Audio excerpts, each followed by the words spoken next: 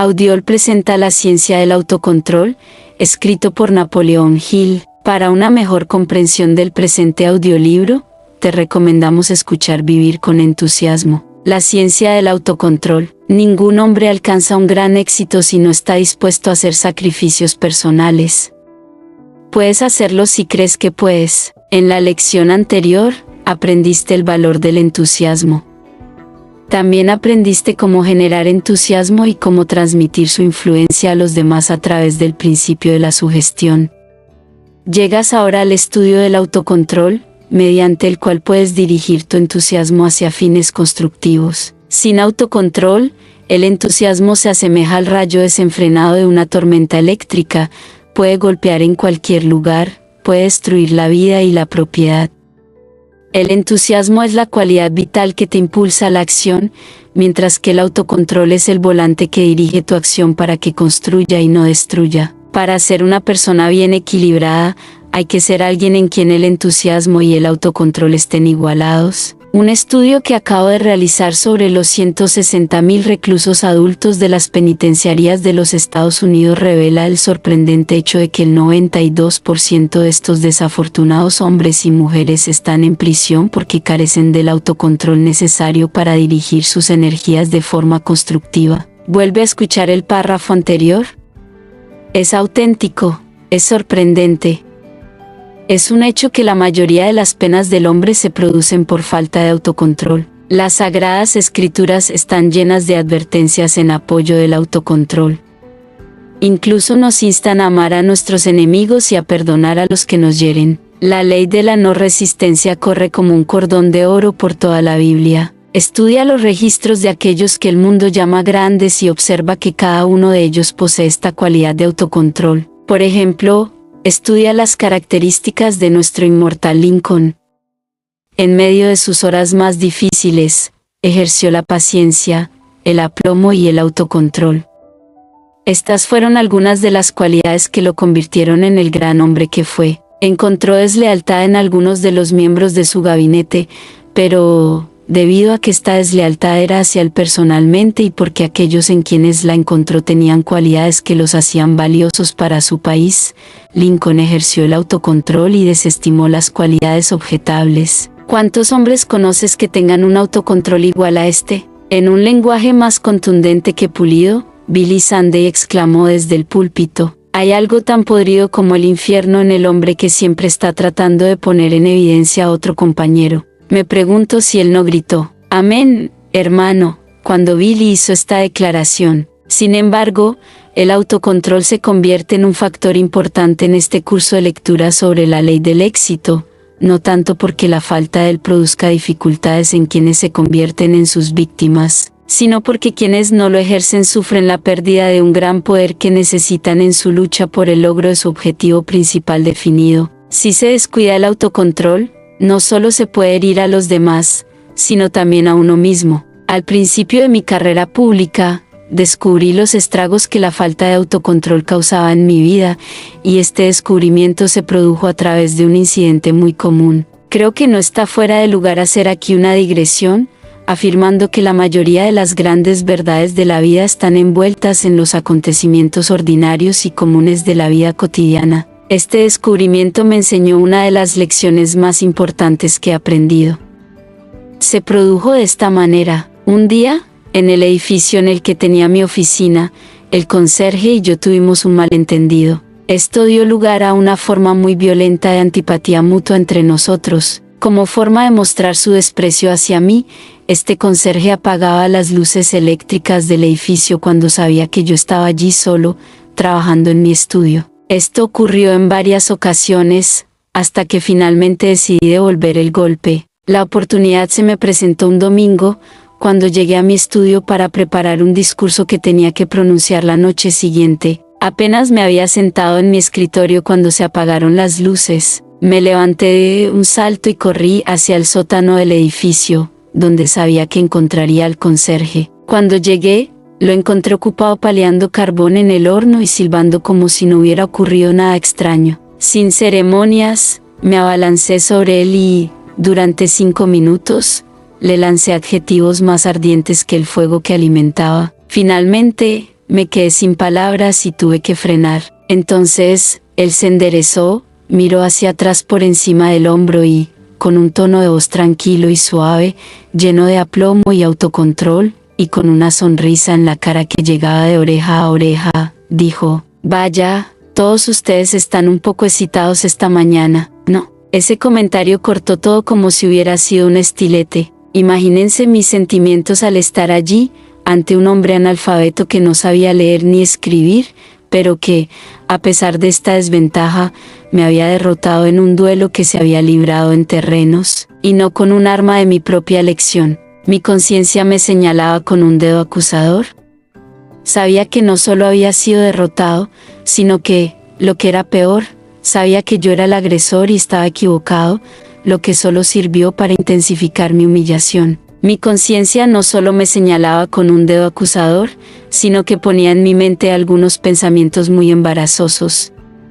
Se burlaba de mí y me atormentaba. Allí estaba yo, un presumido estudiante de psicología avanzada, un exponente de la filosofía de la regla de oro, que tenía al menos un buen conocimiento de las obras de Shakespeare, Sócrates, Platón, Emerson y la Biblia, mientras que, frente a mí, estaba un hombre que no sabía nada de literatura ni de filosofía, pero que, a pesar de esta falta de conocimiento, me había azotado en una batalla de palabras. Me di la vuelta y volví a mi despacho tan rápido como pude. No había nada más que hacer. Cuando empecé a pensar en el asunto, me di cuenta de mi error, pero, fiel a mi naturaleza, me resistía a hacer lo que sabía que debía hacer para corregirlo. Sabía que tendría que disculparme con aquel hombre antes de poder estar en paz en mi propio corazón, y mucho menos con él. Finalmente, me decidí a bajar al sótano y sufrir esa humildad que sabía que tenía que sufrir. La decisión no fue fácil de tomar, ni la tomé rápidamente. Empecé a bajar, pero caminé más despacio que cuando bajé en el primer viaje. Intentaba pensar cómo haría la segunda aproximación para sufrir la menor humillación posible. Cuando llegué al sótano, llamé al conserje para que se acercara a la puerta. Con un tono de voz tranquilo y amable, me preguntó: «¿Qué deseas esta vez?». Le informé que había vuelto para disculparme por el mal que había hecho, si me lo permitía. De nuevo, esa sonrisa se extendió por todo su rostro, mientras decía: «Por el amor del Señor, no tienes que disculparte. Nadie te ha oído, excepto estas 4 paredes, tú y yo.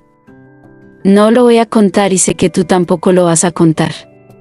Así que, olvídalo». Ese comentario me dolió más que el primero, porque no solo había expresado su voluntad de perdonarme, sino que había indicado su disposición a ayudarme a encubrir el incidente para que no se supiera y no me hiciera daño. Pero me acerqué a él, le cogí de la mano y la estreché.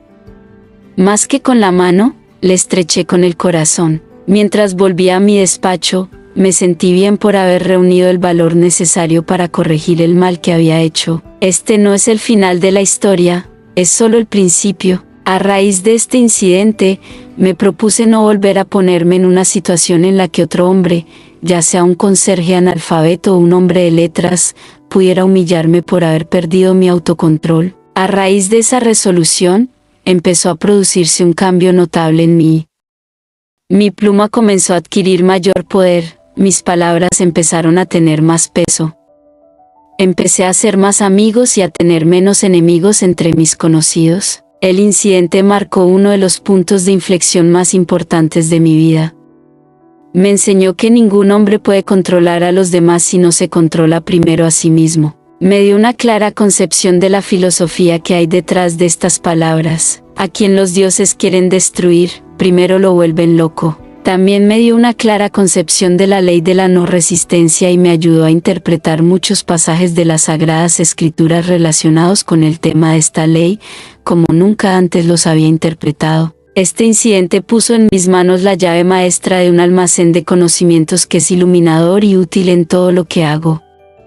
Y más tarde, en la vida, cuando los enemigos trataron de destruirme, me dio una poderosa arma de defensa que nunca me ha fallado. La falta de autocontrol es la debilidad más perjudicial del vendedor medio. El posible comprador dice algo que el vendedor no desea escuchar y, si no tiene esta cualidad de autocontrol, contraatacará con un comentario que será fatal para su venta. En uno de los grandes almacenes de Chicago, fui testigo de un incidente que ilustra la importancia del autocontrol. Una larga fila de mujeres estaba frente al mostrador de quejas, contando sus problemas y los defectos de la tienda a la joven encargada.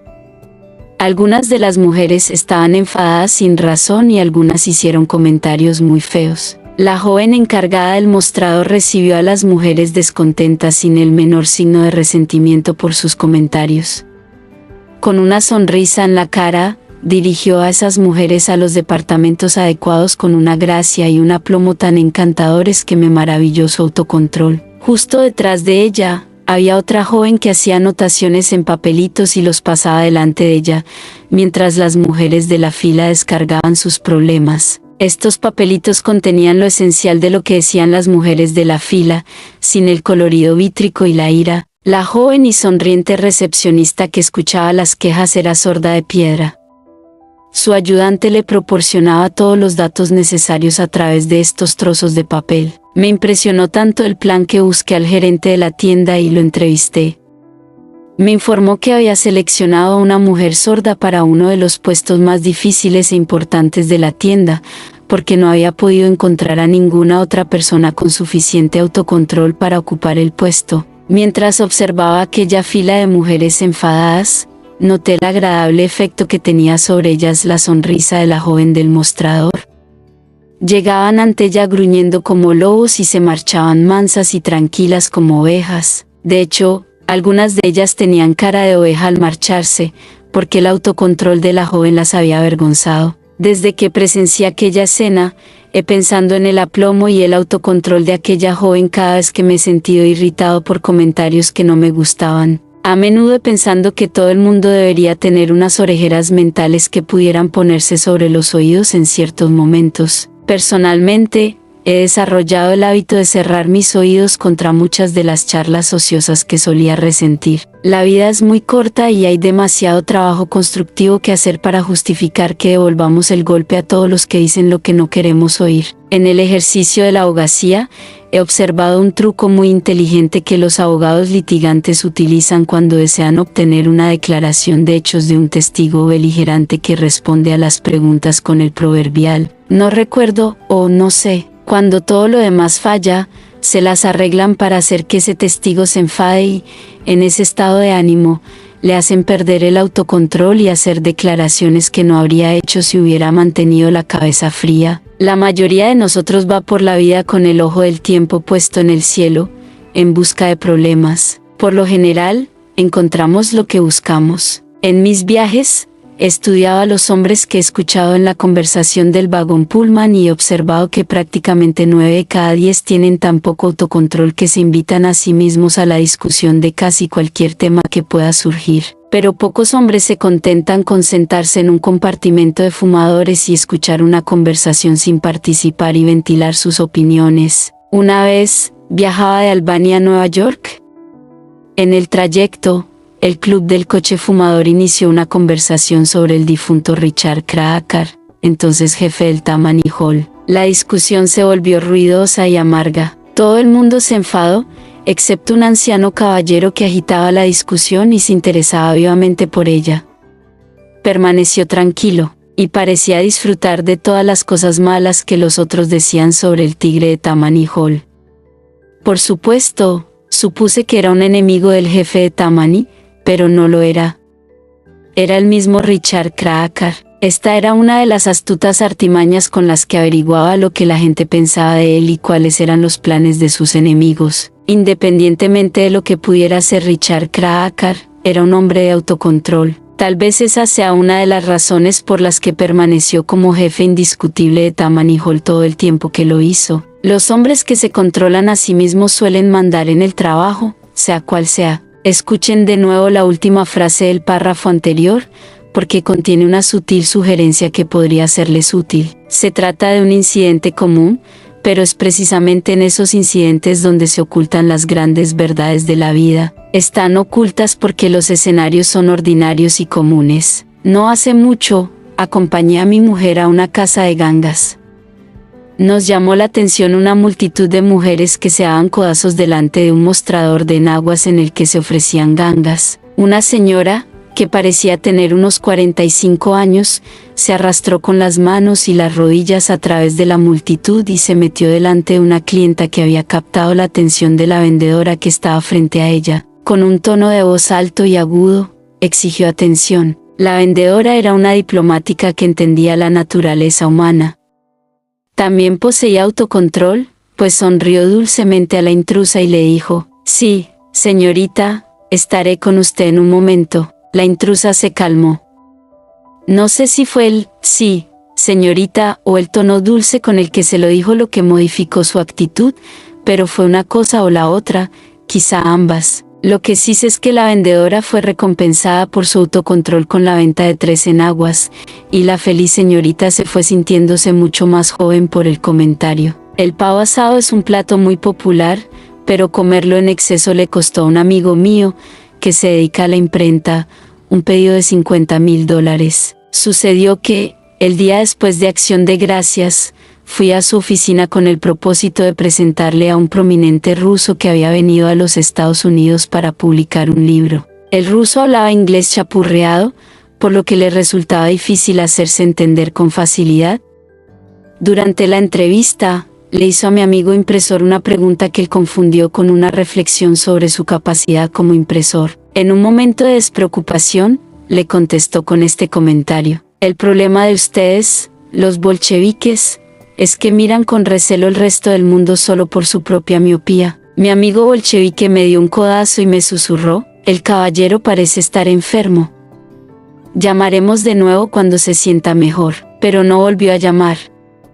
Hizo su pedido a otra imprenta y, más tarde, me enteré de que el beneficio de ese pedido era de más de $10,000. $10,000 parece un precio muy alto para pagar un plato de pavo, pero ese es el precio que le costó a mi amigo impresor. Después, me ofreció una disculpa por su conducta, aduciendo que su cena de pavo le había provocado una indigestión y que, por lo tanto, había perdido su autocontrol. Una de las mayores cadenas de tiendas del mundo ha adoptado un método único, aunque eficaz, para emplear a vendedores que hayan desarrollado la cualidad esencial de autocontrol que todo vendedor de éxito debe poseer. Esta empresa emplea a una mujer muy inteligente, quien visita los grandes almacenes y otros lugares donde se emplean vendedores y selecciona a algunos que cree que tienen tacto y autocontrol. Pero, para estar segura de su juicio, se acerca a estos vendedores y les hace mostrar sus productos.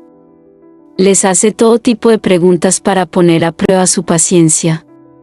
Si superan el desafío, se les ofrecen mejores puestos. Si fracasan en la prueba, simplemente han dejado pasar una buena oportunidad sin saberlo. Sin duda, todas las personas que se niegan o descuidan el autocontrol están literalmente rechazando una oportunidad tras otra sin saberlo. Un día, estaba parado en el mostrador de guantes de una gran tienda, hablando con un joven que estaba empleado allí. Me decía que llevaba 4 años en la tienda, pero que, debido a la falta de visión de la empresa, sus servicios no habían sido apreciados y que estaba buscando otro puesto. En medio de esa conversación, un cliente se le acercó y le pidió que le enseñara unos sombreros. El joven no prestó atención a la pregunta del cliente hasta que terminó de contarme sus problemas, a pesar de que el cliente se estaba impacientando. Finalmente, volvió a dirigirse al cliente y le dijo: «Este no es el departamento de sombreros». Cuando el cliente preguntó dónde podría encontrar ese departamento,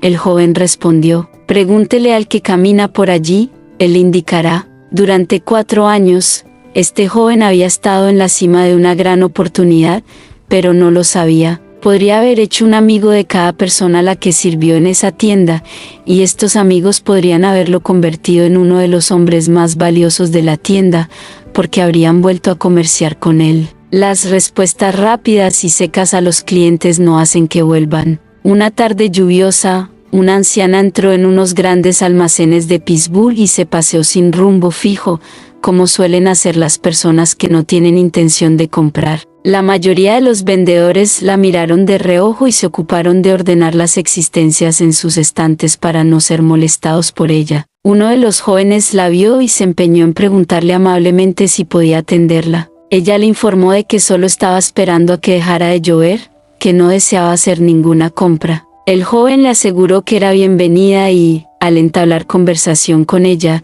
la hizo sentir que lo que había dicho iba en serio. Cuando se dispuso a irse, la acompañó a la calle y le levantó el paraguas. Ella le pidió su tarjeta y siguió su camino. El incidente había sido olvidado por el joven cuando, un día, fue llamado a la oficina por el jefe de la empresa. Allí, le mostró una carta de una señora que quería que un vendedor fuera a Escocia a tomar un pedido de mobiliario para una mansión. Aquella señora era la madre de Andrew Carnegie.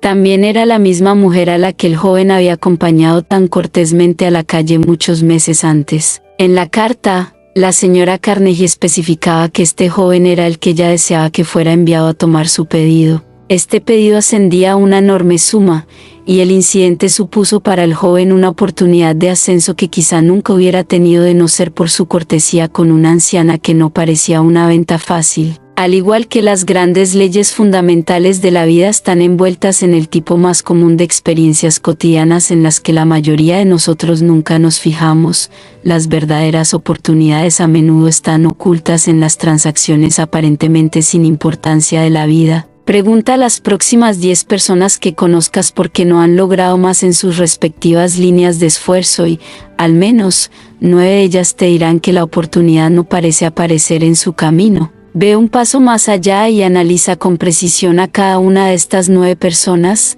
observando sus acciones durante un solo día, y lo más probable es que encuentres que cada una de ellas está rechazando el mejor tipo de oportunidades cada hora del día. Un día, fui a visitar a un amigo que estaba asociado a una escuela comercial en calidad de abogado. Cuando le pregunté cómo le iba, me contestó, mal.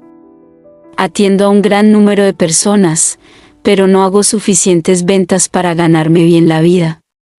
De hecho, mi cuenta en el colegio está al descubierto y estoy pensando en cambiar de puesto, ya que aquí no hay oportunidades. Sucedió que yo estaba de vacaciones y tenía 10 días de tiempo que podía utilizar a mi antojo.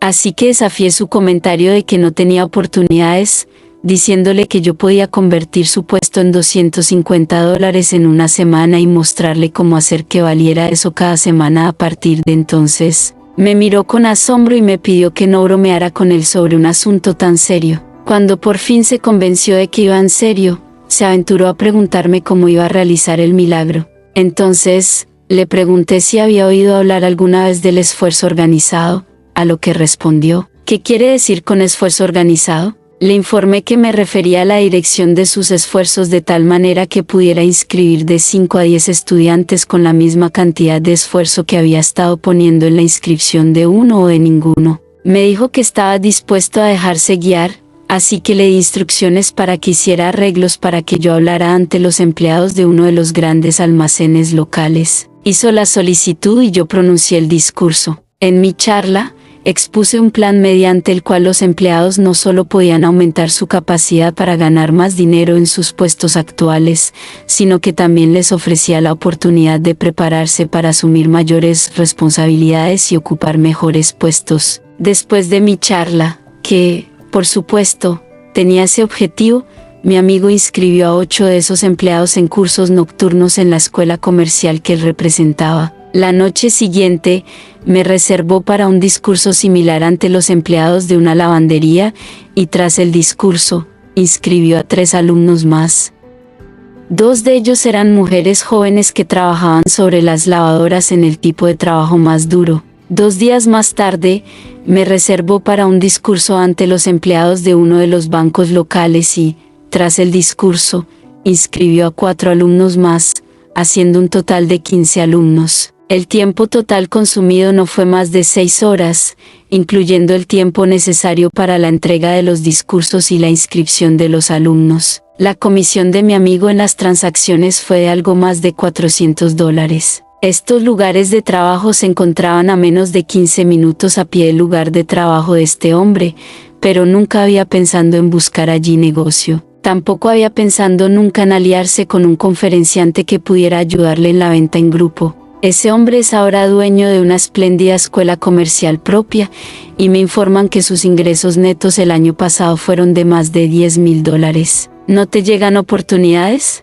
Tal vez vienen, pero no las ves. Tal vez las verás en el futuro, cuando te estés preparando, a través de la ayuda de este curso de lectura sobre la ley del éxito, para que puedas reconocer una oportunidad cuando la veas. La sexta lección de este curso trata el tema de la imaginación, que fue el principal factor que entró en la transacción que acabo de relatar. La imaginación, más un plan definido, la autoconfianza y la acción fueron los principales factores que entraron en esta transacción. Ahora sabes cómo utilizar todos ellos, y antes de que termines esta lección, comprenderás cómo dirigir estos factores mediante el autocontrol. Ahora examinemos el alcance del significado del término autocontrol, tal como se utiliza en relación con este curso, describiendo la conducta general de una persona que lo posee. Una persona con autocontrol bien desarrollado no se deja llevar por el odio, la envidia, los celos, el miedo,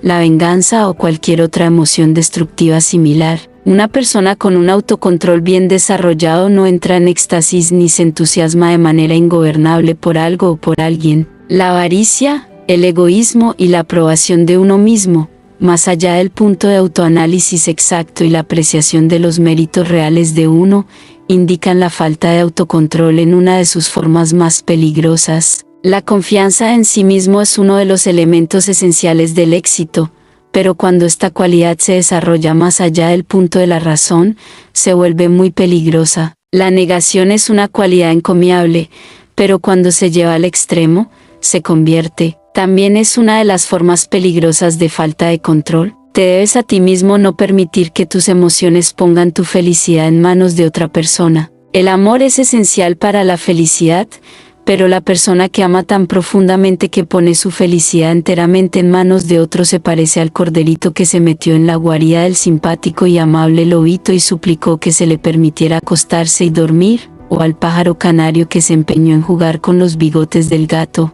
Una persona con un autocontrol bien desarrollado no se dejará influir por el cínico o el pesimista, ni permitirá que otra persona piense por él. Una persona con autocontrol bien desarrollado estimulará su imaginación y su entusiasmo hasta que haya producido una acción, pero entonces controlará esa acción y no permitirá que ésta lo controle a él. Una persona con autocontrol bien desarrollado nunca, bajo ninguna circunstancia, calumniará a otra persona ni buscará venganza por cualquier causa. Una persona con autocontrol no odiará a los que no están de acuerdo con él, sino que se esforzará por comprender el motivo de su desacuerdo y sacar provecho de ello. Llegamos ahora a una forma de falta de autocontrol que causa más dolor que todas las demás formas combinadas, el hábito de formar opiniones antes de estudiar los hechos. No analizaremos esta forma particular en detalle en esta lección, ya que está completamente cubierta en la lección 11 sobre el pensamiento exacto, pero el tema del autocontrol no podría abordarse sin al menos hacer una referencia a este mal común al que todos somos más o menos adictos. Nadie tiene derecho a formarse una opinión que no esté basada en lo que cree que son los hechos o en una hipótesis razonable.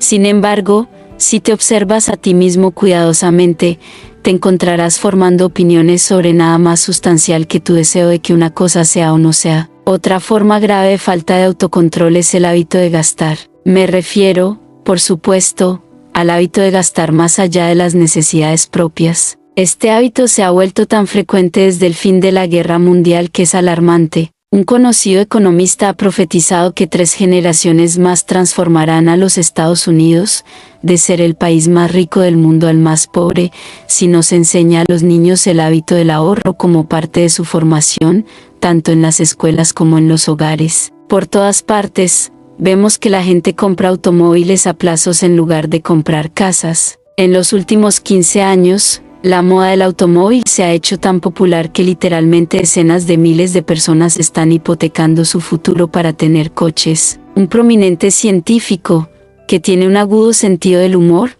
ha profetizado que este hábito no solo hará crecer las cuentas bancarias, sino que, si se persiste en él, acabará por hacer crecer bebés cuyas piernas se habrán transformado en ruedas. Vivimos en una época de locura por la velocidad y el gasto de dinero, donde el pensamiento más importante en la mente de la mayoría de nosotros es vivir más rápido que nuestros vecinos. No hace mucho, El director general de una empresa que emplea a 600 hombres y mujeres se alarmó por el gran número de sus empleados que se estaban involucrando con los usureros y decidió poner fin a este mal. Cuando completó su investigación, descubrió que solo el 9% de sus empleados tenía cuentas de ahorro. Del otro 91% que no tenía dinero por adelantado, el 75% estaba endeudado de una forma u otra, algunos de ellos irremediablemente implicados financieramente. De los que estaban endeudados, 210 poseían automóviles. Somos criaturas de la imitación.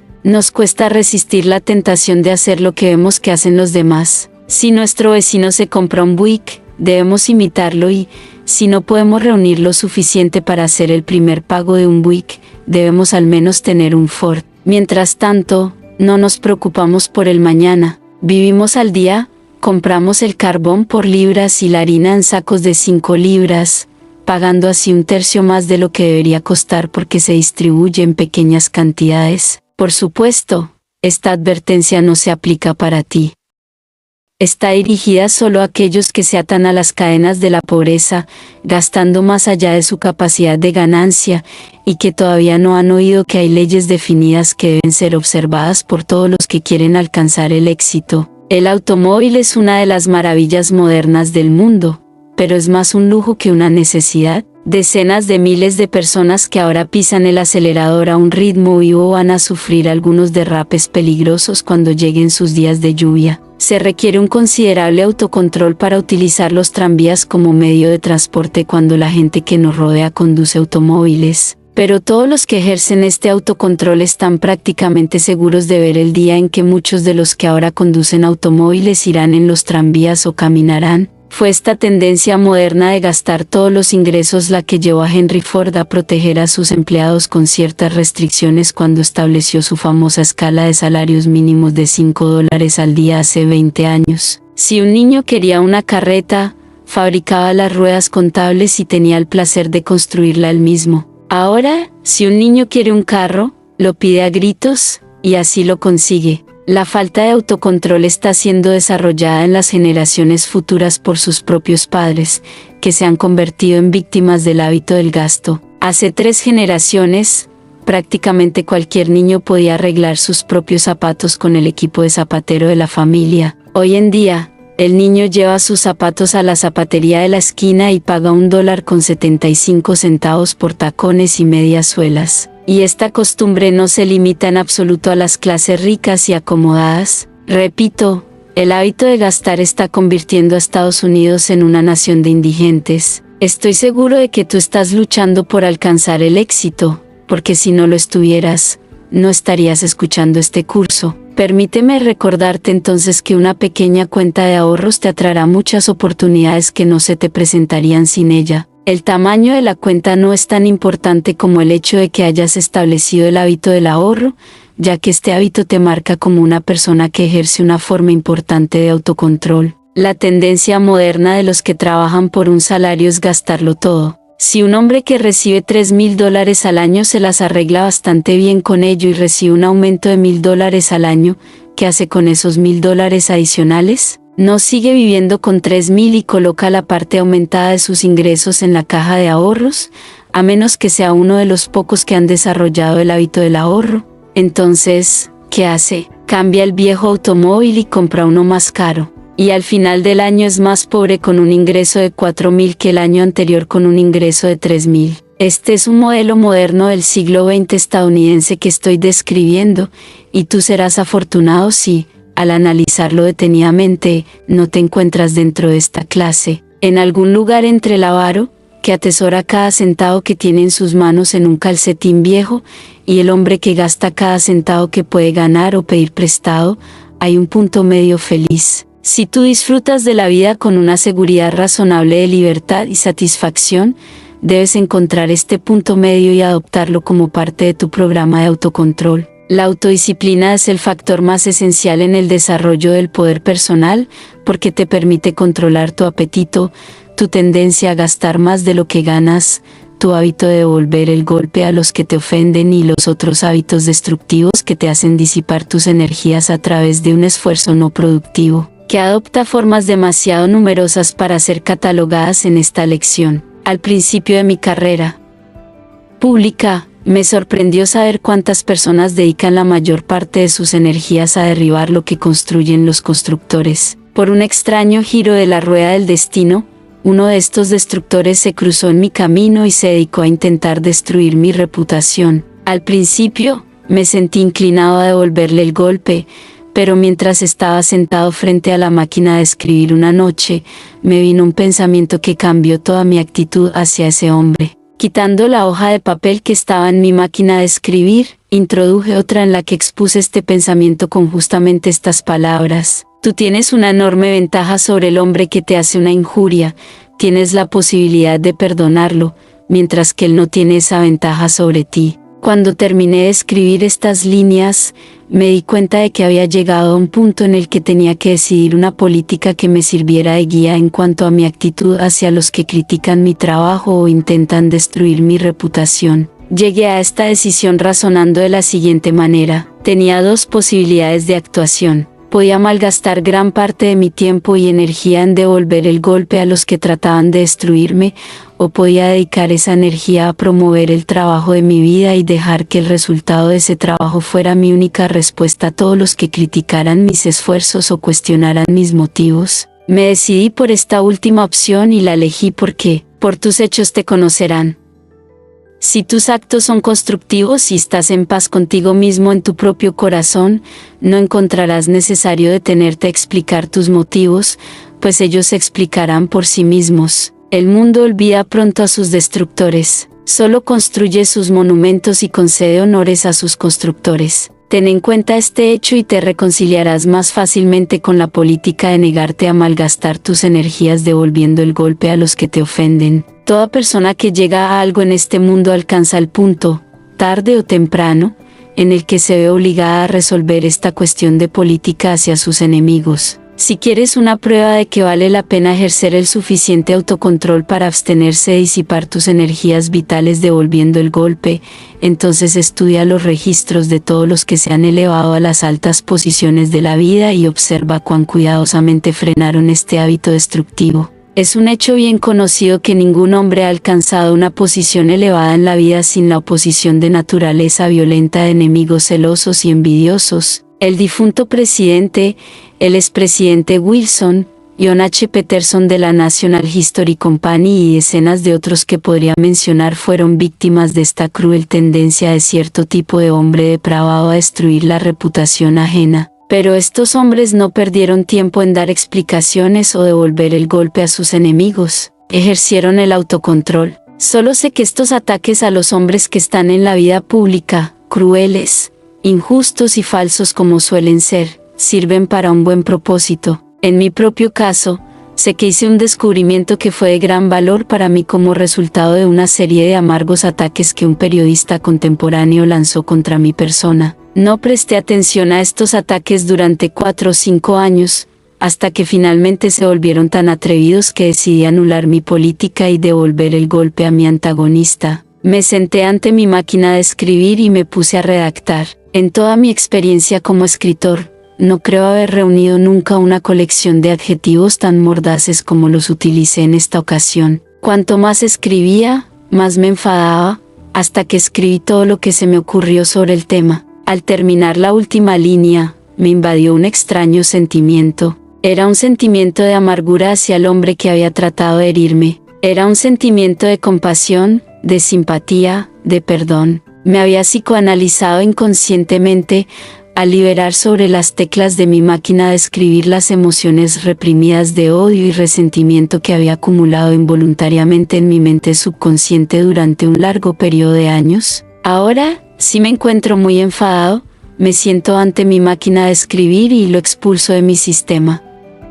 Luego, tiro el manuscrito o lo archivo como una muestra para mi álbum de recortes, a la que puedo volver en los próximos años después de que los procesos evolutivos me hayan llevado aún más alto en el reino de la comprensión. Las emociones reprimidas, especialmente la emoción del odio, se asemejan a una bomba que ha sido construida con altos explosivos, y, a menos que se manejen con tanta comprensión de su naturaleza como un experto manejaría una bomba, son muy peligrosas. Una bomba puede ser inofensiva si explota en un campo abierto o si se desintegra en un baño del tipo adecuado. Asimismo, un sentimiento de ira u odio puede ser inofensivo si se expresa de una manera acorde con el principio del psicoanálisis. Antes de que puedas alcanzar el éxito en el sentido más elevado y amplio, tienes que conseguir un control tan exhaustivo sobre ti mismo que seas una persona con aplomo. Eres el producto de al menos 1.000.000 de años de cambios evolutivos. Durante innumerables generaciones que te precedieron,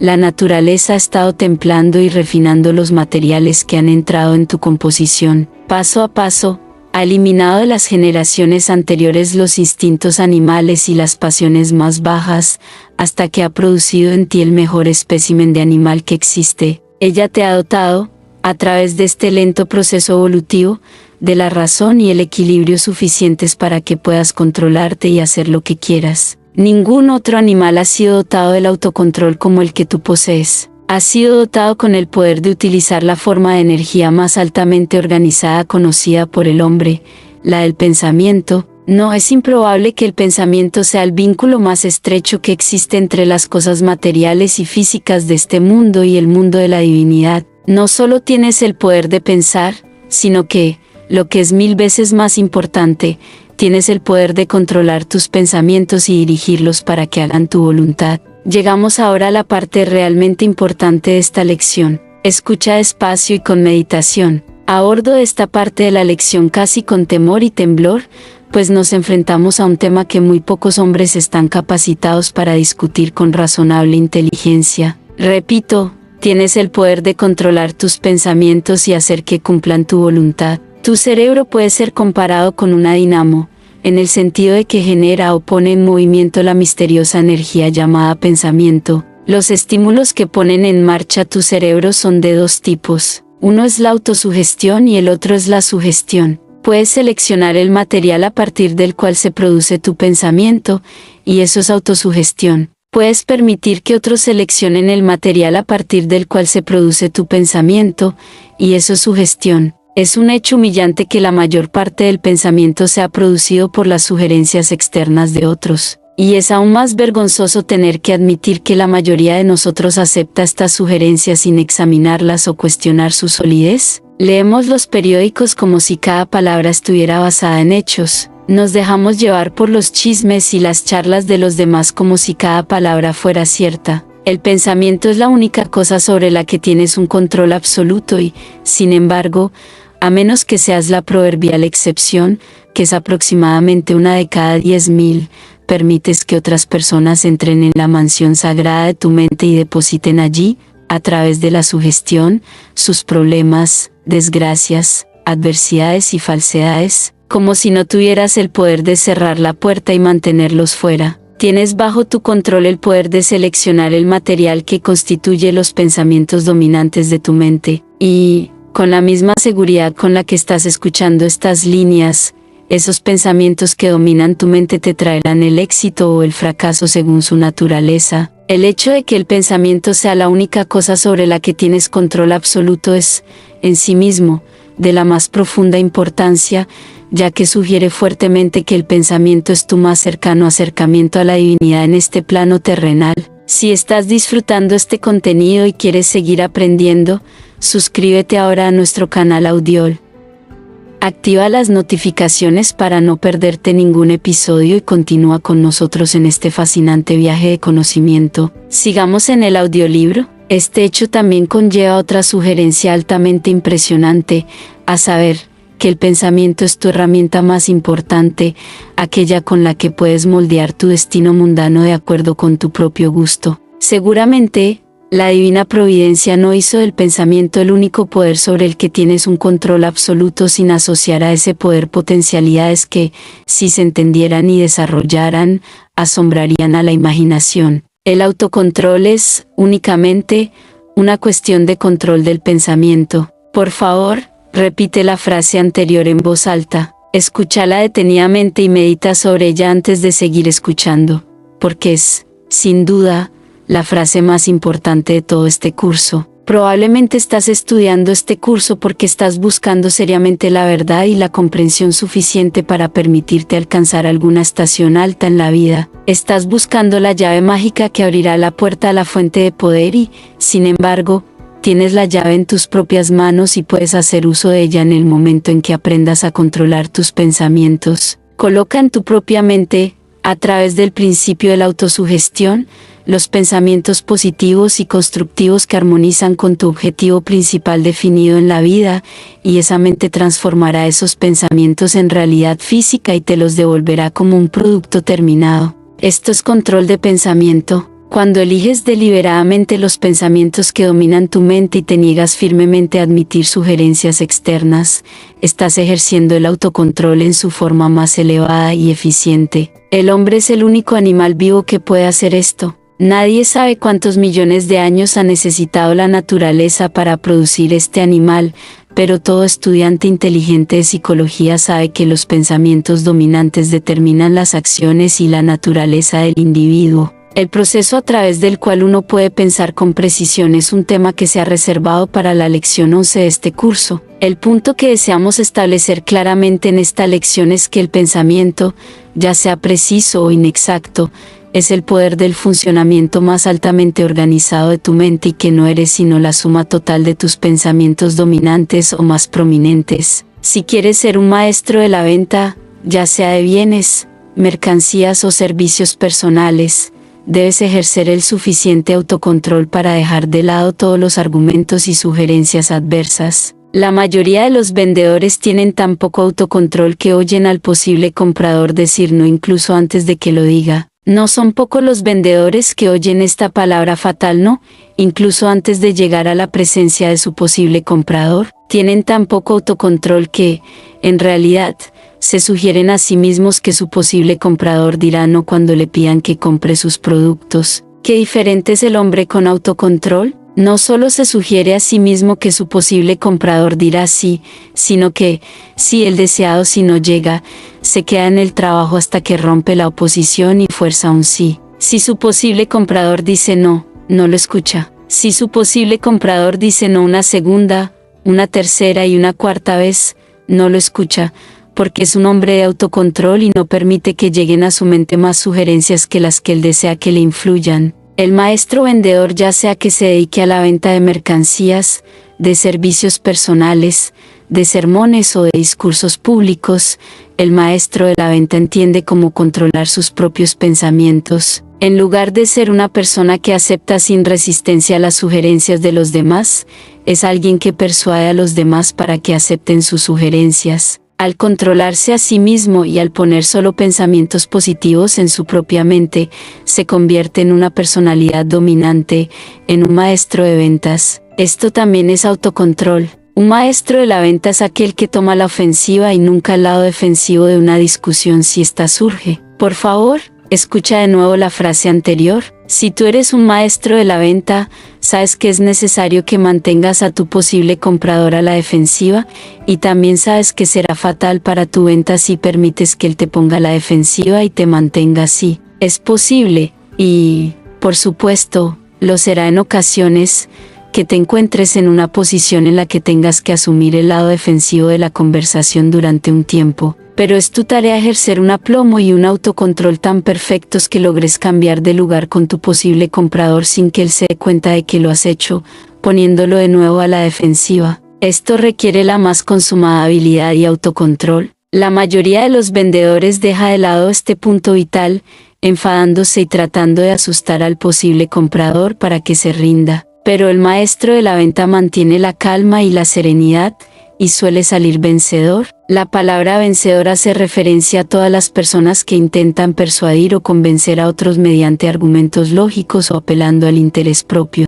Todos somos vendedores, o al menos deberíamos serlo, independientemente de la forma de servicio que prestemos o del tipo de bienes que ofrezcamos. La capacidad de negociar con otras personas sin roces ni discusiones es la cualidad más destacada de todas las personas de éxito. Observa a las personas más cercanas a ti y fíjate en que son pocas las que entienden este arte de la negociación con tacto. Observa también cuán exitosos son los pocos que entienden este arte, a pesar de que pueden tener menos educación que aquellos con quienes negocian. Es una habilidad que se puede cultivar. El arte de la negociación exitosa surge del autocontrol paciente y minucioso. Fíjate en la facilidad con la que el vendedor de éxito ejerce el autocontrol cuando trata con un cliente impaciente. En su corazón, este vendedor puede estar en ebullición, pero no verás ninguna evidencia de ello en su rostro, en sus actitudes o en sus palabras. Ha adquirido el arte de la negociación con tacto. Un solo gesto de desaprobación o una sola palabra que denota impaciencia a menudo arruinan una venta, y nadie lo sabe mejor que el vendedor de éxito, quien logra controlar sus sentimientos. Como recompensa, establece su propia marca salarial y elige su propia posición. Observar a una persona que ha adquirido el arte de la negociación exitosa es, en sí mismo, una educación liberal. Observa al orador público que ha adquirido este arte. Fíjate en la firmeza de su paso cuando sube al estrado. Observa la seguridad en su voz cuando empieza a hablar. Estudia la expresión de su rostro cuando arrastra a su público con la maestría de su argumento. ¿Has aprendido a negociar sin fricciones? Observa al médico que ha adquirido este arte. Mira cómo entra en la habitación del enfermo y lo saluda con una sonrisa. Su porte, el tono de su voz, la mirada de seguridad en su rostro, todo ello lo señala como alguien que ha adquirido el arte de la negociación exitosa. El paciente comienza a sentirse mejor en el momento en que el médico entra en la habitación. Observa al capataz de la obra que ha adquirido este arte y mira cómo su sola presencia estimula a sus hombres a un esfuerzo aún mayor,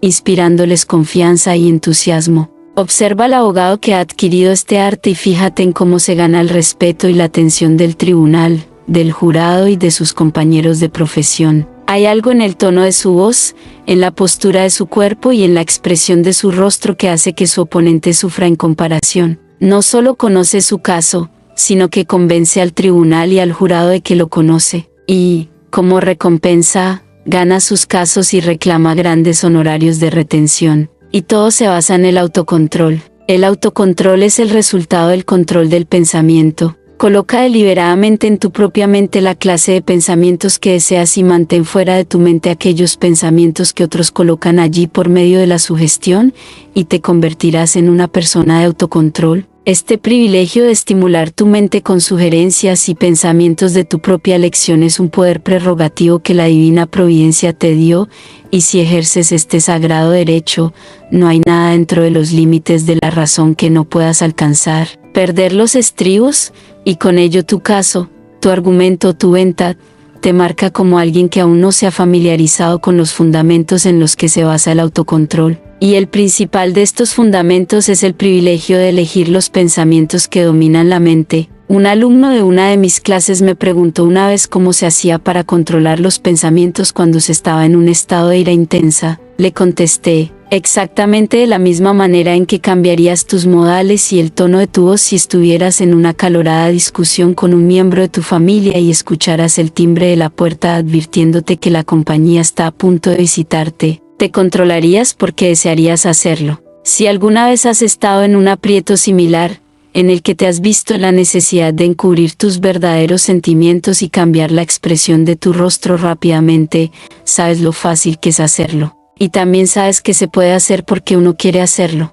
Detrás de todos los logros, detrás de todo el autocontrol, detrás de todo el control de los pensamientos, está ese algo mágico llamado deseo. No es un error decir que solo estás limitado por la profundidad de tus deseos. Cuando tus deseos son lo suficientemente fuertes, parecerá que posees poderes sobrehumanos para conseguirlo. Nadie ha explicado nunca este extraño fenómeno de la mente, y quizás nadie lo explicará jamás. Pero si dudas de que existe, no tienes más que experimentarlo y convencerte. Si estuvieras en un edificio en llamas y todas las puertas y ventanas estuvieran cerradas con llave, lo más probable es que desarrollarías la fuerza suficiente para derribar la puerta de un solo golpe debido a tu intenso deseo de liberarte. Si deseas adquirir el arte de la negociación exitosa, como sin duda lo harás cuando comprendas su importancia en la relación con el logro de tu objetivo principal definido, lo conseguirás, siempre que tu deseo sea lo suficientemente intenso. Napoleón deseaba ser emperador de Francia,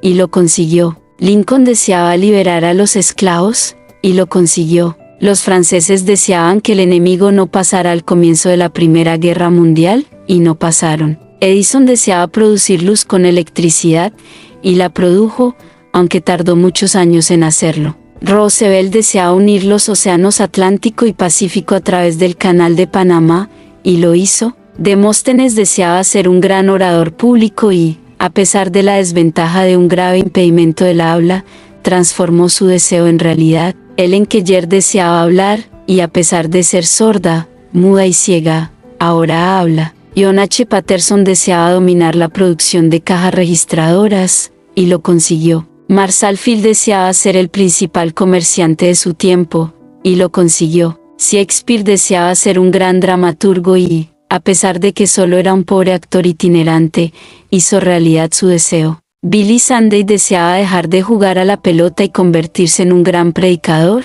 y lo hizo. James J. Hill deseaba convertirse en un constructor de imperios y, a pesar de que solo era un pobre operador de telégrafos, transformó ese deseo en realidad. No digas, no se puede hacer, ni que tú eres diferente de estos y otros miles de personas que han logrado un éxito notable en cada ocasión digna. Si tú eres diferente, es solo en este aspecto.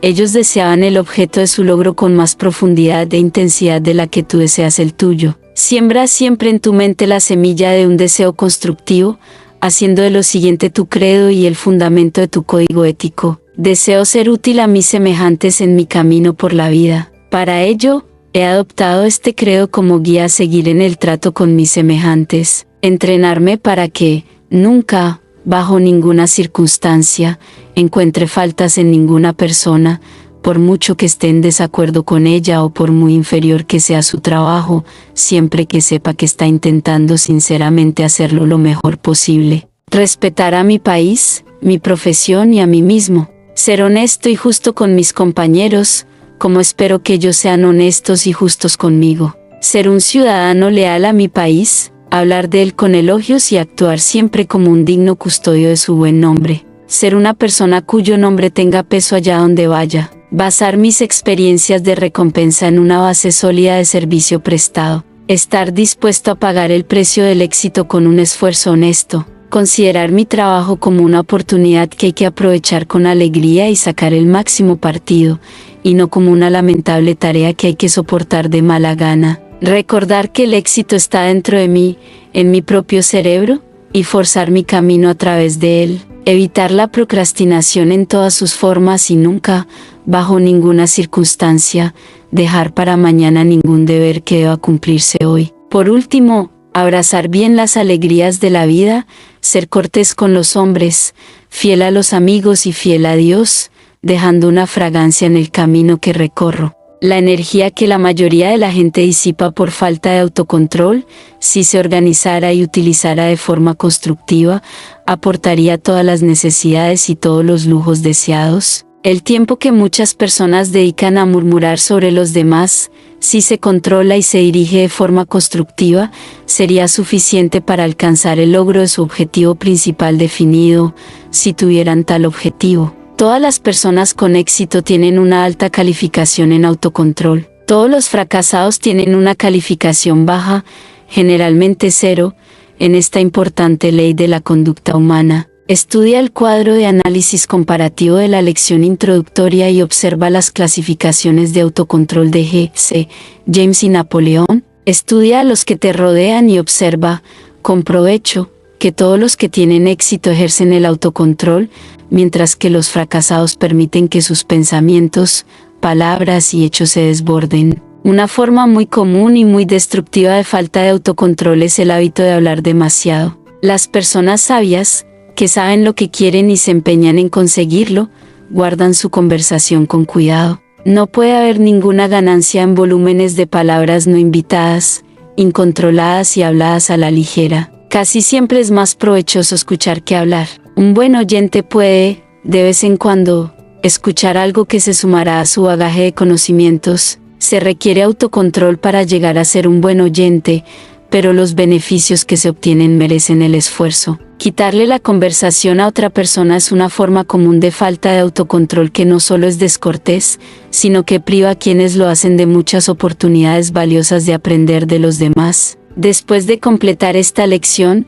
deberías volver a la tabla de autoanálisis de la lección introductoria y reevaluar tu calificación en la ley del autocontrol. Tal vez debas reducir un poco tu calificación anterior. El autocontrol fue una de las características más marcadas de todos los líderes de éxito que he analizado al recopilar material. Para este curso, Luther Burbank dijo que, en su opinión, el autocontrol era la más importante de las 15 leyes del éxito. Durante todos sus años de paciente estudio y observación de los procesos evolutivos de la vida vegetal, descubrió que era necesario ejercitar la facultad del autocontrol, a pesar de que se trataba de vida inanimada. John Burroughs, el naturalista, dijo prácticamente lo mismo, que el autocontrol estaba cerca de la cabeza de la lista en importancia de las 15 leyes del éxito. El hombre que ejerce un completo autocontrol no puede ser derrotado permanentemente, como Emerson ha afirmado también en su ensayo sobre la compensación,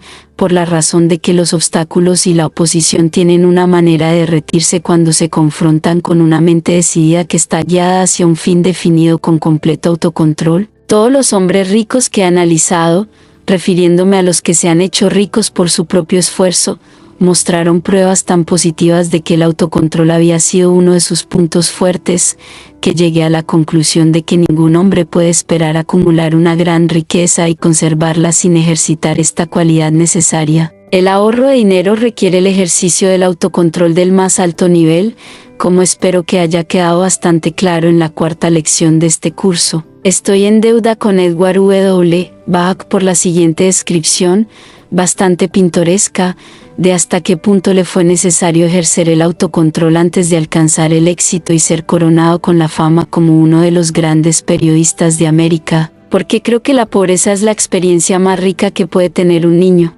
Me gano la vida tratando de editar el Ladies' Home Journal y, como el público ha sido muy generoso en su aceptación de ese periódico, una parte de ese éxito ha recaído, lógicamente, en mí. De ahí que varios de mis buenos lectores abriguen una opinión que, a menudo, he estado tentado de corregir, tentación en la que ahora cedo. Mis corresponsales expresan esta convicción de diversas maneras, pero este extracto de una carta es una buena muestra. Es muy fácil para usted predicar la economía cuando no conoce la necesidad misma. Decirnos como, por ejemplo, en mi propio caso, debemos vivir dentro de los ingresos de mi marido de $800 al año, cuando usted nunca ha sabido lo que es vivir con menos de miles. ¿Se le ha ocurrido que, nacida con la proverbial cuchara de plata en la boca, su escritura teórica es bastante fría e inútil comparada con la lucha real, mano a mano, que muchos de nosotros vivimos día a día y año tras año? Una experiencia que usted no conoce. Ahora bien, ¿hasta qué punto cuadran los hechos con esta afirmación? No puedo decir si nací con la proverbial cuchara de plata en la boca. Es cierto que nací de padres acomodados, pero cuando tenía 6 años, mi padre perdió todos sus medios y se enfrentó a la vida a los 45 años, en un país extraño, sin siquiera lo necesario. Hay hombres y sus esposas que saben lo que eso significa, que un hombre intente empezar de nuevo a los 45 años, en un país desconocido. Tenía la desventaja de no saber ni una palabra de la lengua inglesa. Fui a la escuela pública y aprendí lo que pude, aunque era poco. Los chicos eran crueles, como son los chicos. Los profesores eran impacientes, como son los profesores cansados. Mi padre no encontraba su lugar en el mundo. Mi madre, que siempre había tenido sirvientes a su disposición, se enfrentaba a los problemas de las tareas domésticas que nunca había aprendido ni le habían enseñado, y no había dinero. Así que, después de las horas de clase, mi hermano y yo íbamos a casa, pero no a jugar. Las horas extraescolares significaban, para nosotros, ayudar a una madre que cada día se volvía más frágil bajo las cargas que no podía llevar. No por días, sino por años, los 2 niños nos levantamos en el gris y frío amanecer de invierno, cuando las camas resultan tan cálidas para los niños en edad de crecimiento. Rebuscábamos entre las cenizas del carbón de la hoguera del día anterior un trozo o dos de carbón sin quemar y, con lo que teníamos o podíamos encontrar, hacíamos el fuego y calentábamos la habitación. Luego, poníamos la mesa para el escaso desayuno. Íbamos a la escuela y, directamente después de la escuela, lavábamos los platos, barríamos y fregábamos el suelo. Al vivir en un piso de 3 familias, cada 3 semanas teníamos que fregar los 3 tramos de escaleras, desde el tercer piso hasta el primero, así como los umbrales y la acera de fuera. Este último trabajo era el más duro, ya que lo hacíamos los sábados, con los chicos del vecindario mirándonos con poca amabilidad, así que lo realizábamos con el eco del chasquido de la pelota y el bate en el terreno contiguo. Al anochecer, cuando los demás muchachos podían sentarse junto a la lámpara a estudiar sus lecciones, nosotros 2 salíamos con un cesto y recogíamos leña y carbón en las carboneras contiguas. Íbamos en busca de la docena de trozos de carbón que quedaban de la tonelada de carbón puesta esa tarde por uno de los vecinos, con la esperanza fijada en la mente de que, durante el día, el hombre que llevaba el carbón no fuera demasiado cuidadoso al recoger los trozos perdidos. Una experiencia que no conoces, ¿no es así? A los 10 años, conseguí mi primer trabajo lavando los cristales de una panadería por 50 centavos a la semana. Al cabo de 1 o 2 semanas, me permitieron vender pan y pasteles detrás del mostrador después del horario escolar,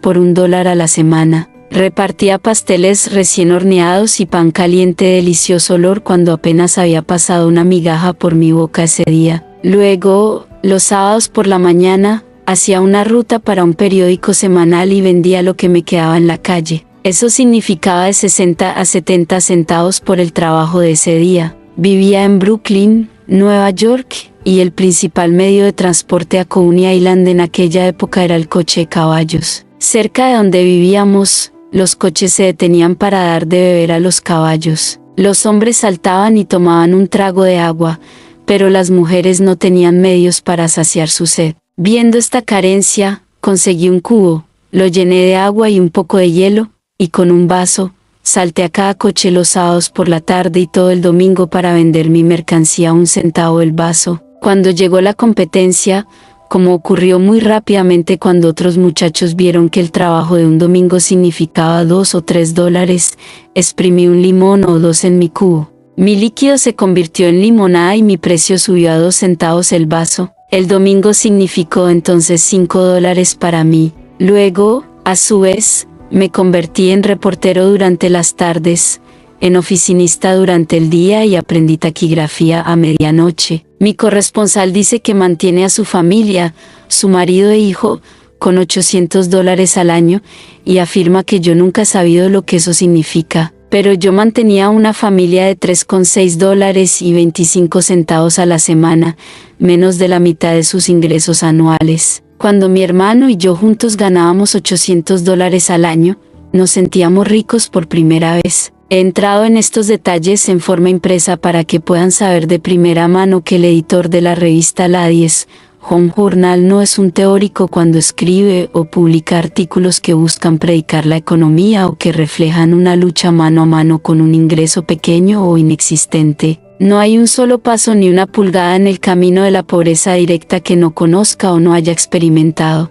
Y habiendo experimentado cada pensamiento, cada sentimiento y cada dificultad que se le presenta a quien recorre ese camino, digo hoy que me alegro por cada muchacho que pasa por la misma experiencia. Tampoco descarto ni olvido ni una sola de las agudas penas que significa esa lucha. Hoy, no cambiaría mis años de las más agudas penurias que un muchacho puede conocer o pasar por ninguna otra experiencia que pudiera haberme tocado. Sé lo que significa ganar, no $1, sino 2 centavos. Conozco el valor del dinero como no podría haberlo aprendido o conocido de ninguna otra manera. No podría haber sido entrenado para el trabajo de mi vida de una manera más segura. No podría haber llegado a una comprensión más verdadera de lo que significa enfrentarse a un día sin 1 centavo en la mano, sin una barra de pan en la alacena, sin un trozo de leña para el fuego, sin nada que comer, y luego ser un niño, con el hambre de 9 o 10 años, con una madre frágil y desanimada. Una experiencia si no la conoces,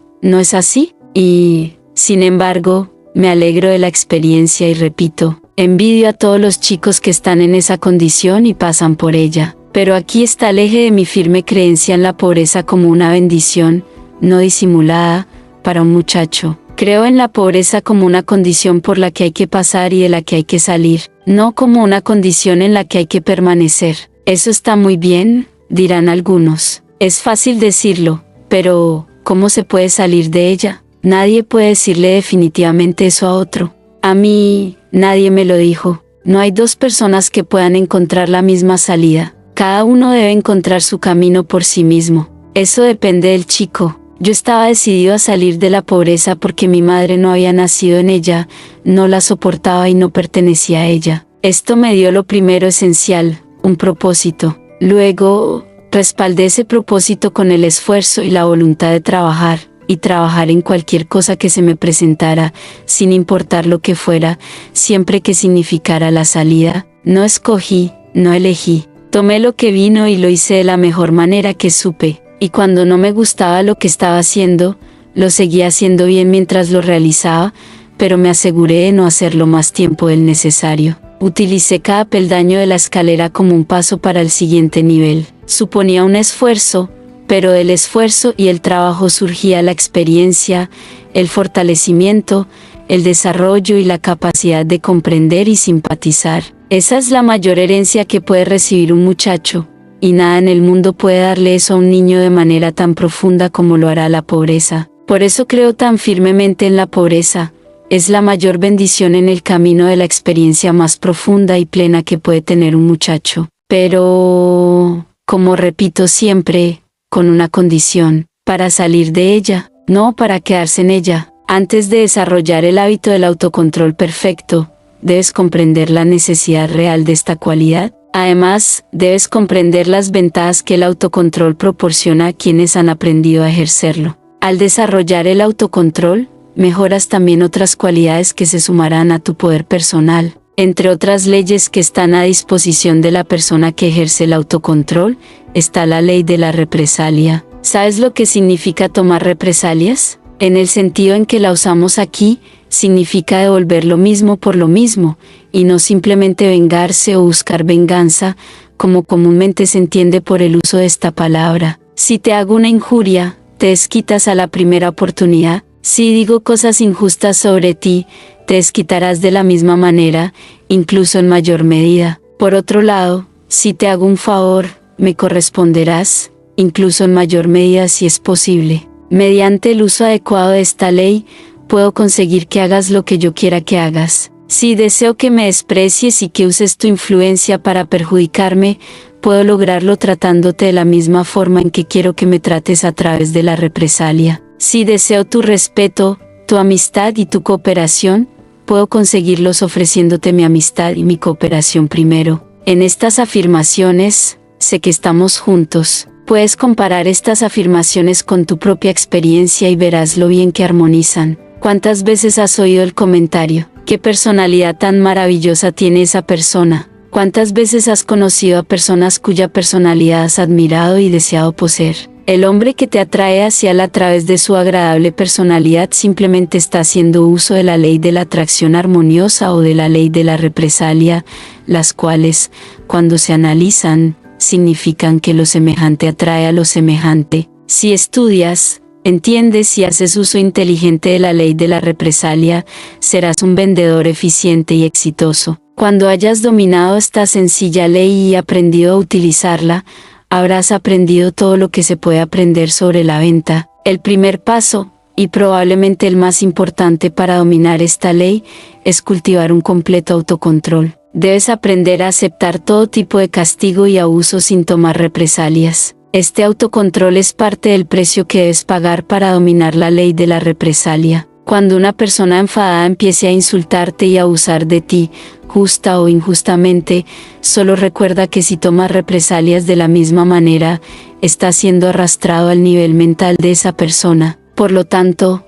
esa persona te está dominando. En cambio, si te niegas a enfadarte, si conservas la compostura y te mantienes tranquilo y sereno, conservas todas tus facultades para razonar, coges al otro por sorpresa, te vengas con un arma con la que él no está familiarizado, por lo que lo dominas fácilmente, Los semejantes se atraen, no se puede negar.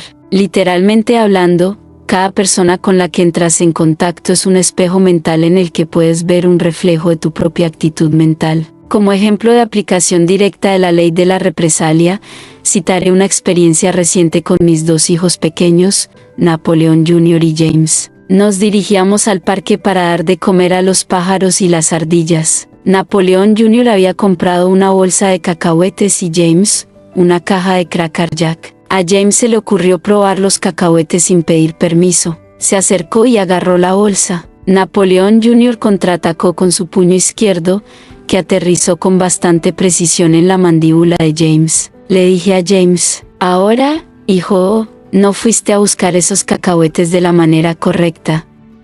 Déjame enseñarte cómo se consiguen. Todo sucedió tan rápidamente que, cuando hablé, no tenía la menor idea de lo que iba a sugerirle a James. Pero me di tiempo para analizar la ocurrencia y elaborar una manera mejor, si era posible, que la que él había adoptado. Entonces pensé en los experimentos que habíamos estado haciendo en relación con la ley de la represalia. Así que le dije a James, abre tu caja de Cracker Jack y ofrécele a tu hermanito un poco.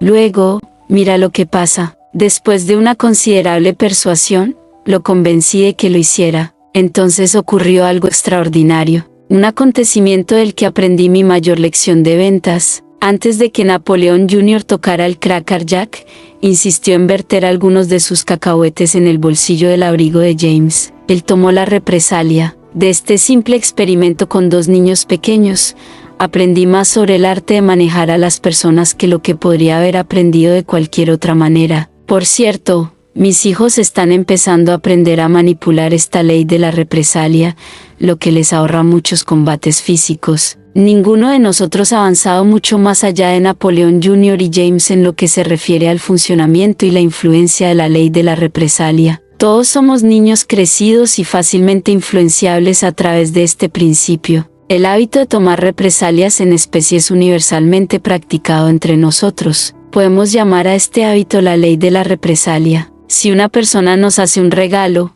nunca nos sentimos satisfechos hasta que hemos respondido con algo igual o mejor que lo recibido. Si una persona habla bien de nosotros, aumentamos nuestra admiración por ella y tomamos represalias de la misma manera. Mediante el principio del desquite, podemos convertir a nuestros enemigos en enemigos leales. Si tienes un enemigo al que quieres convertir en amigo, puedes comprobar la verdad de esta afirmación si te olvidas de esa peligrosa piedra de molino que cuelga de tu cuello, que llamamos orgullo y terquedad. Acostúmbrate a hablar con este enemigo con una cordialidad inusual. Sal de tu camino para favorecerlo de todas las maneras posibles. Puede parecer inamovible al principio, pero poco a poco cederá a tu influencia y te devolverá la misma moneda. Las brasas más calientes que jamás se han amontonado sobre la cabeza de alguien que te ha perjudicado son las brasas de la amabilidad humana. Una mañana de agosto de 1863, un joven clérigo fue llamado de la cama en un hotel de Lawrence, Kansas. El hombre que lo llamó era uno de los guerrilleros de Quantrell y quería que bajara rápidamente para ser fusilado.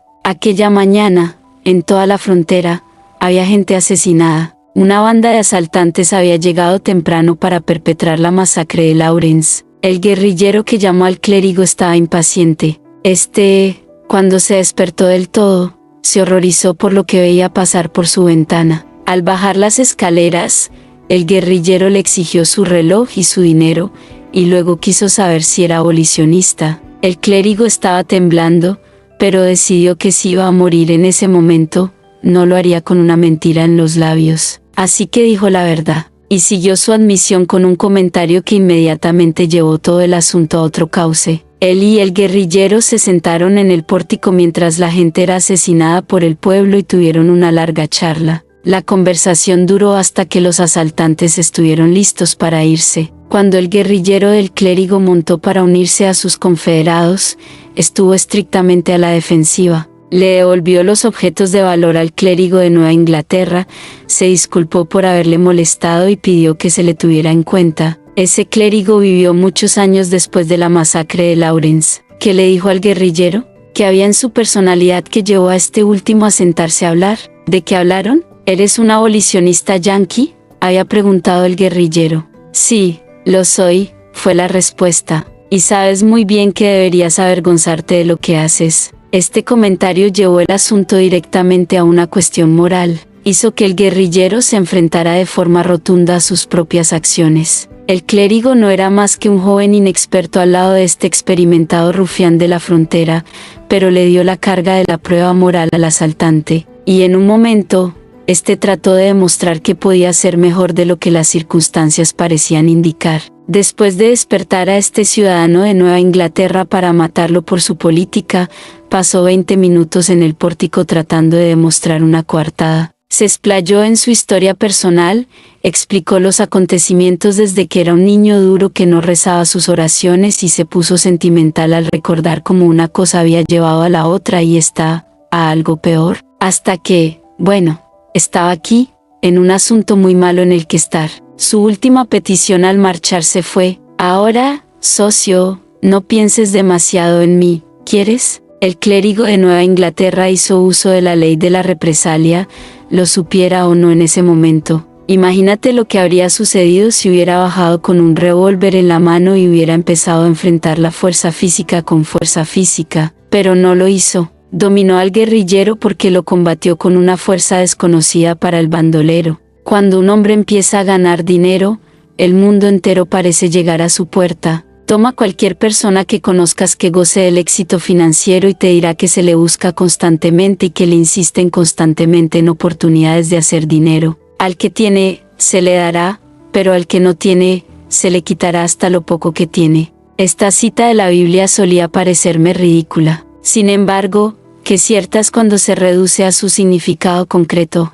Sí, al que tiene, se le dará. Si lo que tiene es fracaso, la falta de confianza en sí mismo, el odio y la falta de autocontrol, a él se le darán estas cualidades en mayor abundancia. Pero si tiene éxito, confianza en sí mismo, autocontrol, paciencia, persistencia y determinación, a él se le aumentarán estas cualidades. A veces, puede ser necesario enfrentarse a la fuerza con la fuerza hasta dominar a nuestro oponente o adversario. Pero, mientras está en el suelo, es un momento espléndido para completar la represalia tomándole de la mano y mostrándole una forma mejor de resolver las disputas. Los semejantes se atraen entre sí. Alemania trató de bañar su espada en sangre humana en una despiadada escapada de conquista. Como resultado, ha traído la represalia en especie de la mayor parte del mundo civilizado. A ti te corresponde decidir lo que quieres que hagan tus semejantes, y a ti te corresponde conseguir que lo hagan a través de la ley de la represalia. La economía divina es automática y muy simple. Recibimos solo lo que damos. Es cierto,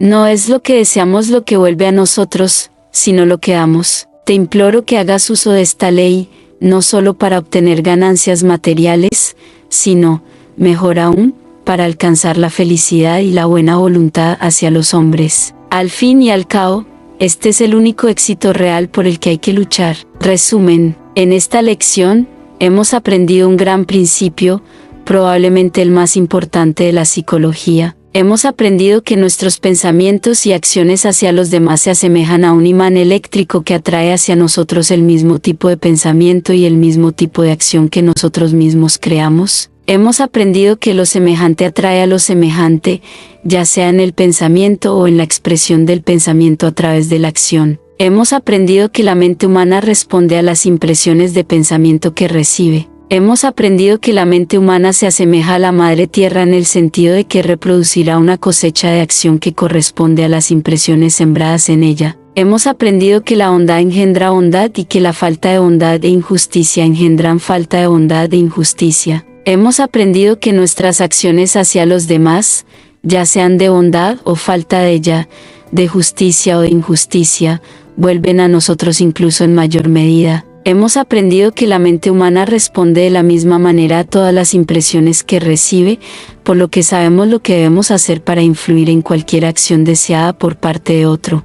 Hemos aprendido que el orgullo y la terquedad deben ser eliminados antes de que podamos hacer uso de la ley de la represalia de manera constructiva. Has aprendido qué es la ley de la represalia, pero también hemos aprendido cómo funciona y lo que hará. Por lo tanto, solo nos queda hacer uso inteligente de este gran principio. Ahora estás listo para continuar con la lección 9. Ahí encontrarás otras leyes que armonizan perfectamente con las descritas en esta lección sobre el autocontrol. Se necesitará el mayor tipo de autocontrol para que el principiante pueda aplicar la ley principal de la siguiente lección, el hábito de hacer más de lo que se paga. Pero la experiencia demostrará que el desarrollo de tal control está más que justificado por los resultados que se obtienen de tal disciplina. La evolución del transporte. Una visita después de la clase con el autor. Nada es permanente excepto el cambio. La vida se asemeja a un gran caleidoscopio, ante el que el tiempo se desplaza constantemente,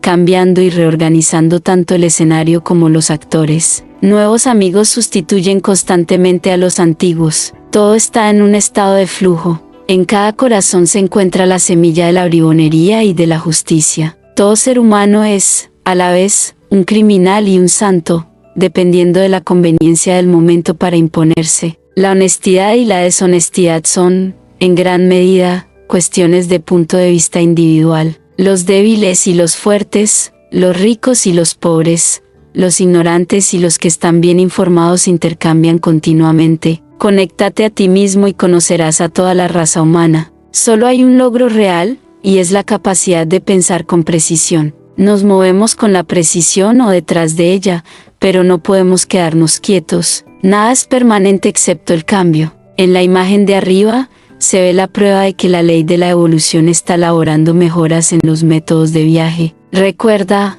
al estudiar esta imagen, que todos estos cambios tuvieron lugar primero en la mente de los hombres. En el extremo izquierdo, se ve el primer método rudimentario de transporte. El hombre no estaba satisfecho con este lento proceso. Esas dos pequeñas palabras, no satisfecho, han sido el punto de partida de todos los avances. Piensa en ellas mientras escuchas este artículo. A continuación, en la imagen, se ve la historia del transporte paso a paso, a medida que el cerebro del hombre comenzó a expandirse. Fue un gran paso hacia adelante cuando el hombre descubrió cómo enganchar un buey a un carro y así evitar el trabajo de tirar la carga. Esa fue la utilidad práctica, pero cuando se empezó a utilizar la diligencia, eso representó tanto utilidad como estilo. Sin embargo, el hombre no estaba satisfecho, y esta insatisfacción creó la locomotora que conocemos hoy en día. Ahora, todos estos métodos de viaje han sido descartados, excepto en ciertas partes no civilizadas o no comercializadas del mundo. El buey que tira del carro, la diligencia y la rudimentaria locomotora pertenecen a épocas pasadas. A la derecha, se ven los métodos de transporte del presente. Compáralos con los del pasado y podrás hacerte una idea de la enorme expansión que se ha producido en el cerebro y la mente del hombre. El hombre se mueve ahora más rápidamente que en el pasado. A partir del primer tipo de locomotora, se ha desarrollado una poderosa máquina capaz de arrastrar 100 vagones de carga, en comparación con el pequeño y ligero vagón que se podía arrastrar con la locomotora original. Los automóviles, que viajan a 75 millas por hora, son ahora tan comunes como los carros de dos ruedas en épocas pasadas. Además, están al alcance de todos los que los desean. Y, aún así, la mente del hombre no estaba satisfecha. El viaje por la tierra era demasiado lento. Volviendo sus ojos hacia arriba, observó las aves que se elevaban en los cielos y se determinó a superarlas. Estudia también la palabra decidido, pues todo lo que el hombre se empeñe en hacer, lo hace. En 15 años, el hombre ha dominado el aire y ahora viaja en el avión a una velocidad de 150 millas por hora. El hombre no solo ha hecho que el aire le transporte a una velocidad asombrosa, sino que también ha aprovechado el éter y ha hecho que éste transporte sus palabras alrededor de la Tierra en una fracción de segundo. Hemos estado describiendo el pasado y el presente. En el fondo de la imagen, podemos ver el siguiente paso que hará el hombre en cuanto a métodos de desplazamiento. Una máquina que volará por el aire, correrá por el suelo y nadará en el agua a discreción del hombre. El propósito de este ensayo y de la imagen de la parte superior de la página es proporcionar alimento para el pensamiento. Cualquier influencia que haga que uno piense, también hace que uno se fortalezca mentalmente. Los estimulantes mentales son esenciales para el crecimiento. Desde los días de la carreta tirada por el hombre hasta los días actuales de dominio del aire, el único progreso que cualquier hombre ha hecho ha sido resultado de alguna influencia que estimuló su mente a una acción mayor que la normal. Las dos grandes influencias que hacen crecer la mente del hombre son, 1. El impulso de la necesidad. 2. El impulso del deseo de crear. Algunas mentes se desarrollan solo después de haber sufrido fracasos, derrotas y otras formas de castigo que las despiertan a una acción mayor. Otras mentes se marchitan y mueren bajo el castigo, pero crecen hasta alturas increíbles cuando se les da la oportunidad de utilizar sus fuerzas imaginativas de forma creativa. Estudia el cuadro de la evolución del transporte y observa un hecho sobresaliente que vale la pena recordar. Toda la historia ha sido desarrollo y avance que surgió de la necesidad. Todo el periodo descrito en el cuadro como el pasado fue uno en el que el impulso fue el de la necesidad. En el periodo descrito en la imagen anterior como el presente, el impulso ha sido una combinación de la necesidad y el deseo de crear. El periodo descrito como el futuro será uno en el que el fuerte deseo de crear será el único impulso que conducirá la mente del hombre hacia adelante y hacia alturas aún no soñadas. Hay una gran distancia desde los días del carro tirado por el hombre hasta el presente, cuando el hombre ha aprovechado el rayo de las nubes y lo ha hecho girar en máquinas que realizan en un minuto tanto servicio como el que podrían realizar 10.000 hombres en un día. Pero si la distancia ha sido larga, el desarrollo de la mente del hombre ha sido correspondientemente grande. Y ese desarrollo ha sido suficiente para, finalmente, hacer funcionar el mundo con máquinas operadas por las fuerzas naturales y no por los músculos del hombre. Los cambios evolutivos en los métodos de transporte han creado otros problemas que la mente del hombre debe resolver. El automóvil llevó al hombre a construir mejores carreteras y más de ellas. El automóvil y la veloz locomotora combinados han creado cruces peligrosos que se cobran miles de vidas al año. La mente del hombre debe ahora responder al impulso de la necesidad y hacer frente a esta emergencia. Guarda este ensayo y recuerda esta profecía. Dentro de 5 años, todos los cruces de ferrocarril del país estarán ampliamente protegidos contra los accidentes automovilísticos, y el propio automóvil manipulará el sistema que se encargará de la protección. Un sistema que será infalible y eficaz. Un sistema que funcionará tanto si el conductor del automóvil está dormido como si está despierto, borracho o sobrio. Ven ahora a observar la maquinaria de la imaginación del hombre mientras trabaja bajo el estímulo del deseo de crear. ¿Algún hombre imaginativo? Tal vez alguien que nunca ha hecho nada importante y que nunca más hará algo que valga la pena, creará un sistema de protección de cruces de ferrocarril. Un sistema que funcionará con el peso del automóvil que pase dentro de la distancia requerida desde el cruce. Una plataforma, similar a la de una gran báscula de carga, cubrirá toda una sección de la calzada. En el momento en que el automóvil se suba a esta plataforma, el peso de la máquina bajará una compuerta, hará sonar un gong y encenderá una luz roja delante del automovilista. La compuerta se levantará en un minuto, permitiendo que el automovilista pase por encima de la vía, obligándole a parar, mirar y escuchar. Si tienes una mente muy imaginativa, puedes ser tú quien cree este sistema y cobre los derechos de su venta. Para hacer práctica, la mente imaginativa debe estar siempre alerta para encontrar formas y medios de desviar el movimiento y la energía residual hacia canales útiles. La mayoría de los automóviles son demasiado pesados en comparación con la carga que llevan. Este peso puede aprovecharse para proporcionar al automovilista una protección en los cruces de ferrocarril. Recuerda, el propósito de este ensayo es dar simplemente la semilla de la sugerencia,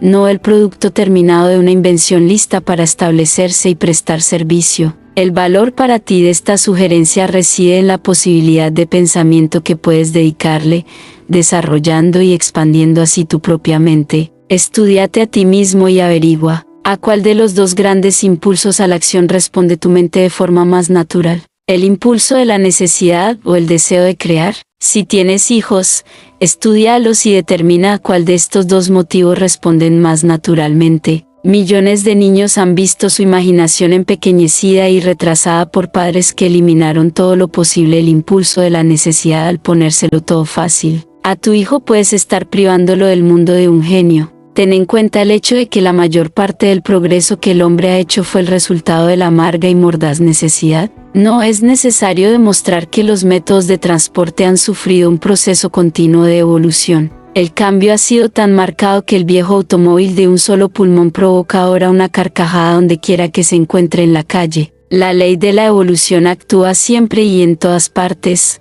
cambiando, derribando y construyendo todo elemento material en esta tierra y en todo el universo. Los pueblos, las ciudades y las comunidades están en constante cambio. Vuelve al lugar donde vivías hace 20 años y no reconocerás ni el lugar ni la gente. Habrán aparecido caras nuevas, los viejos rostros habrán cambiado, los edificios nuevos habrán ocupado el lugar de los antiguos. Todo parecerá diferente porque todo será distinto. La mente humana también está en constante cambio. Si no fuera así, nunca superaríamos la edad de la mente infantil. Cada 7 años, la mente de una persona normal se desarrolla y expande notablemente. Es durante estos cambios periódicos de la mente que se pueden dejar los malos hábitos y cultivar mejores. Es una suerte para el ser humano que su mente esté sometida a un proceso continuo de cambio ordenado. La mente que es impulsada por el impulso de la necesidad o por amor a la creación se desarrolla más rápidamente que la mente que nunca es estimulada a una acción mayor que la necesaria para la existencia. La facultad imaginativa de la mente humana es la mayor maquinaria jamás creada. De ella han surgido todas las máquinas y objetivos creados por el hombre. Detrás de las grandes industrias, ferrocarriles, bancos y empresas comerciales, está la poderosa fuerza de la imaginación. Obliga a tu mente a pensar, procede a combinar viejas ideas en nuevos planes. Todo gran invento y todo logro comercial o industrial sobresaliente que puedas nombrar no es, en última instancia, sino la aplicación de una combinación de planes e ideas que han sido utilizados antes de alguna u otra manera. Detrás del martillo que golpea con el que se forja el acero, detrás del clamor del taller, el buscador puede encontrar el pensamiento, que siempre ha sido el maestro del hierro, el vapor y el acero. El pensamiento, que se eleva por encima del desastre y lo pisotea. El trabajador puede inquietarse y juguetear o trabajar con golpes lujuriosos, pero detrás de él está el pensador, el hombre de ojos claros que sabe por qué en cada arado, cada sable, cada pieza y parte, todo debe ir en su sitio. El cerebro del trabajo, que da un alma a la obra, detrás del zumbido del motor, detrás de las campanas que suenan, detrás del tamborileo del martillo, detrás de las grúas que se balancean, está el ojo que las escudriña, observando a través del estrés y la tensión. Está la mente que los planea. Detrás de los músculos, está el cerebro. El poder de la caldera rugiente, la fuerza del empuje del motor, la fuerza del sudoroso trabajador. Confiamos mucho en ellos, pero detrás de ellos se encuentra el planificador, el pensador que conduce las cosas. Detrás del trabajador, el soñador, el que hace realidad el sueño. Dentro de 6 meses o un año, vuelve a escuchar este ensayo y observarás cuánta más información sacarás de él que en la primera escucha. El tiempo le da a la ley de la evolución la oportunidad de expandir tu mente para que pueda ver, y no olvides suscribirte al canal y activar la campanita para no perderte ninguna de mis próximas recomendaciones literarias. Comparte el video con quienes buscan respuestas y un mayor entendimiento. Hasta el próximo audiol.